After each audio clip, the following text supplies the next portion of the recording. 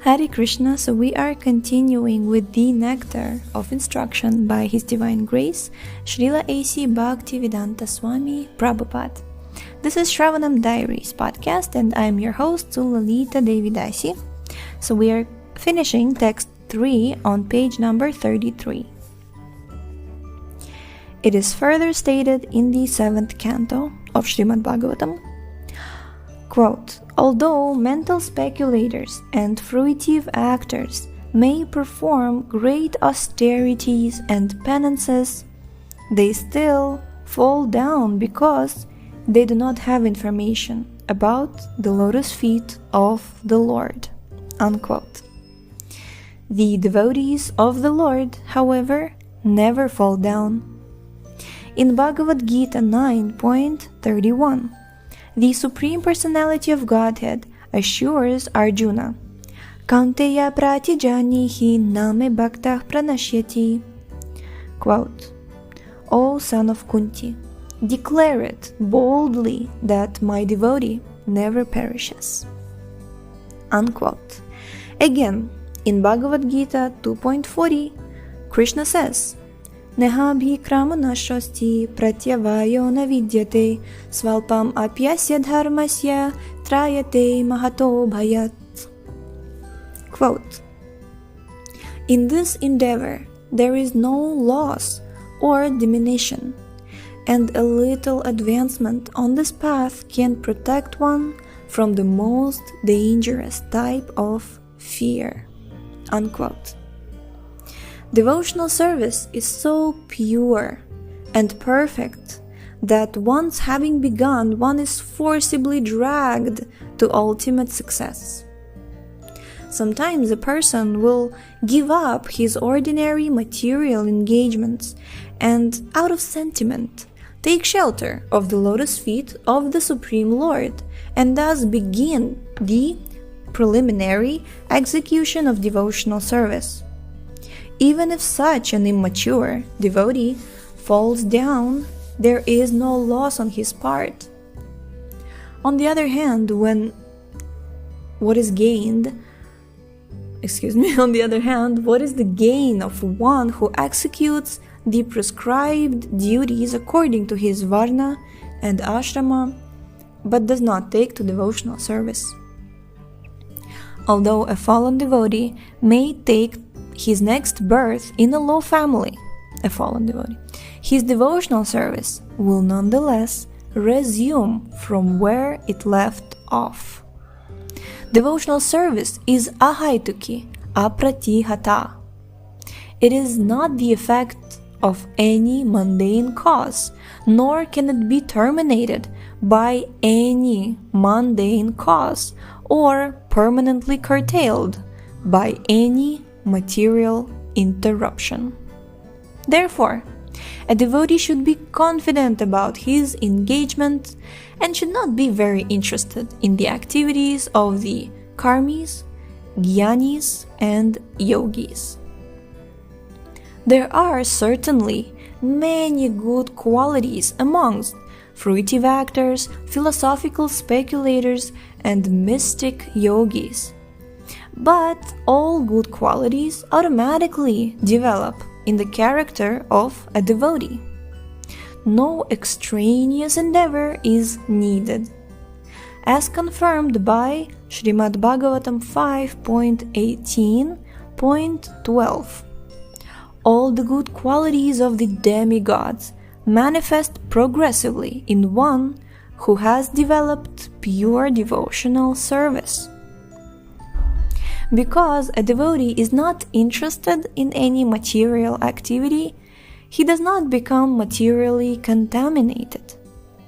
He is immediately situated on the platform of transcendental life.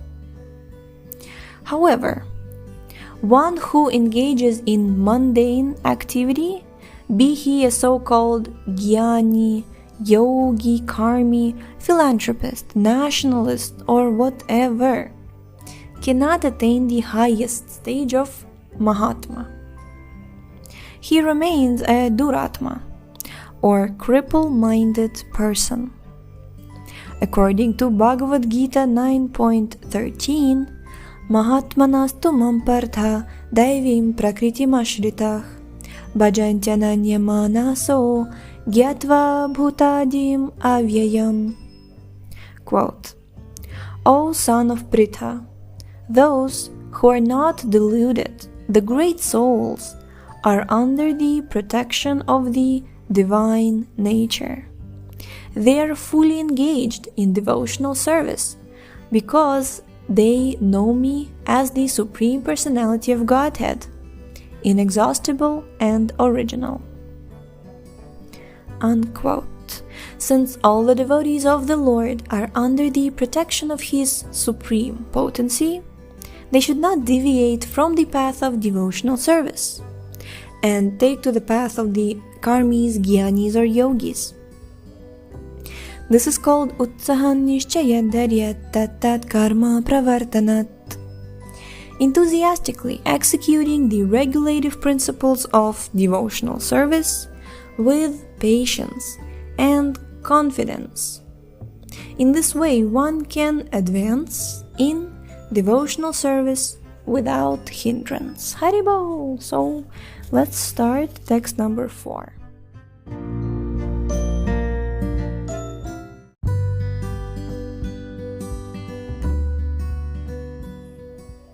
Text 4.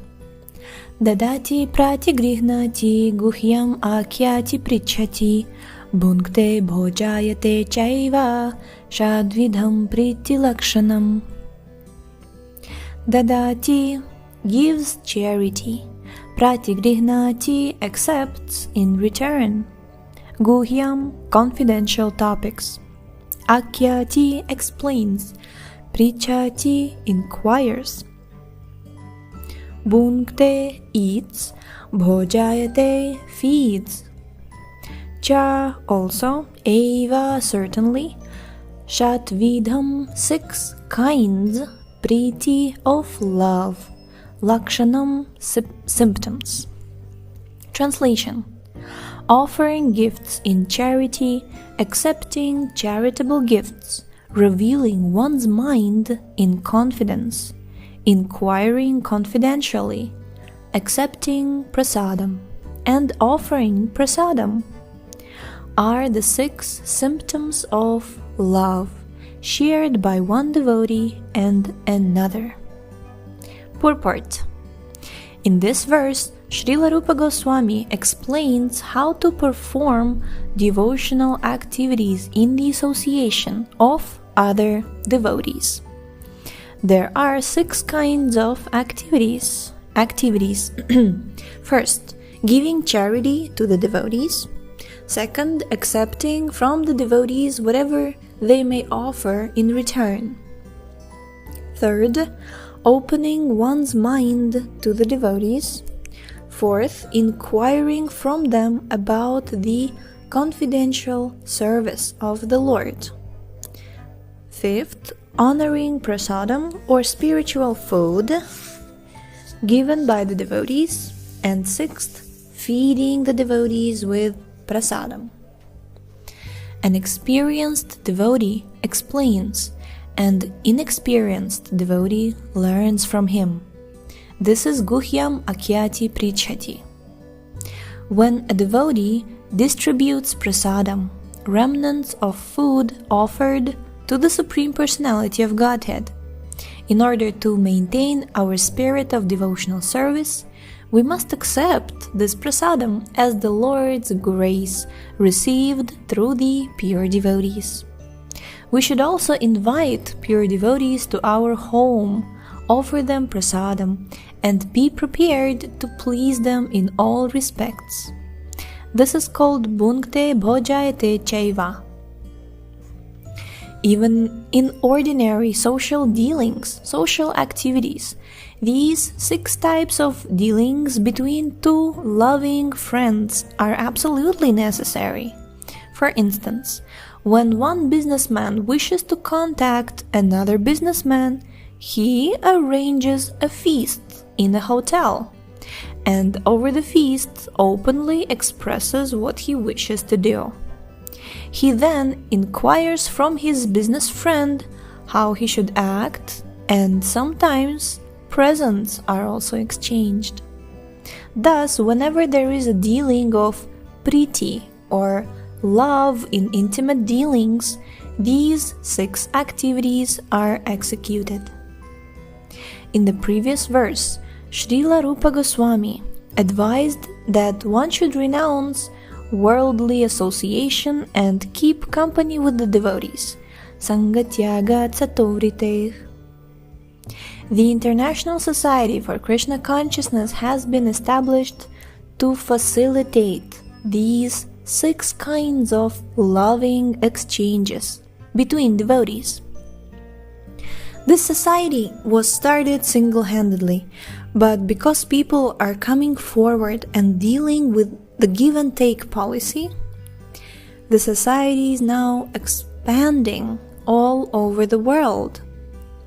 We are glad that people are donating very liberally to the development of the society's activities. And people are also eagerly accepting whatever humble contribution we are giving them in the shape of books and magazines dealing strictly with the subject matter of Krishna consciousness. Sometimes we hold Hare Krishna festivals and invite life members and friends to participate in the festivals, feasting by accepting prasadam. Although most of our members come from the higher rungs of society, they nonetheless come and take whatever little prasadam we are able to offer them. Sometimes the members and supporters inquire very confidentially about the methods of performing devotional service, and we try to explain this. In this way, our society is successfully spreading all over the world, and the intelligentsia of all countries is gradually appreciating our Krishna-conscious activities. The life of the Krishna-conscious society is nourished by these 6 types of loving exchange among the members.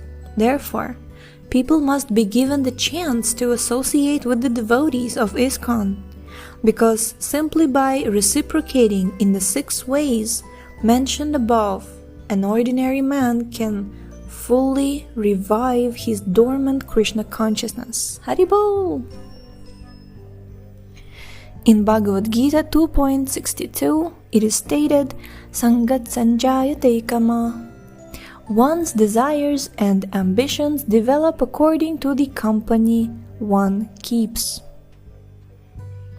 It is often said that a man is known by his company, and if an ordinary man associates with devotees, he will certainly develop his dormant Krishna consciousness. The understanding of Krishna consciousness is innate in every living entity, and it is already developed to some extent when the living entity takes a human body. It is said in Sri Chaitanya Charitamrita, Madhya 22.107, Nitya Siddha Krishna Prema Sadhya Kabunaya Shravanadya Shuddha Chitte Karaye Udaya. Quote, Pure love for Krishna is eternally established in the hearts of living entities. It is not something to be gained from another source. When the heart is purified by hearing and chanting, the living entity naturally awakens. Since Krishna consciousness is inherent in every living entity, everyone should be given a chance to hear about Krishna. Simply by hearing and chanting Shravanam, Kirtanam, one's heart is directly purified and one's original Krishna consciousness is immediately awakened.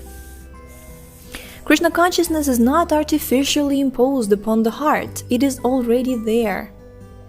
When one chants the holy name of the Supreme Personality of Godhead, the heart is cleansed of all mundane contamination. Jai. So, we will stop here for today, and tomorrow we shall continue with this beautiful, wonderful purport. So, thank you so much for tuning in today. The link to this book is in the description, and I consider it to be one of those Dadati. I'm trying to apply Dadati principle, that it's a gift, and although you can buy and purchase these books, there are two websites. First is Vedabase, and second one is VaniSource, which are very charitable and magnificent, and with the confirmation and with the approval of the Bhaktivedanta Book Trust, the original publisher. They have published these books, most of these books, on their websites, and you can actually read it for free. So it's a free gift of transcendental knowledge. So please take advantage of that, and we shall see you tomorrow. Hare Krishna.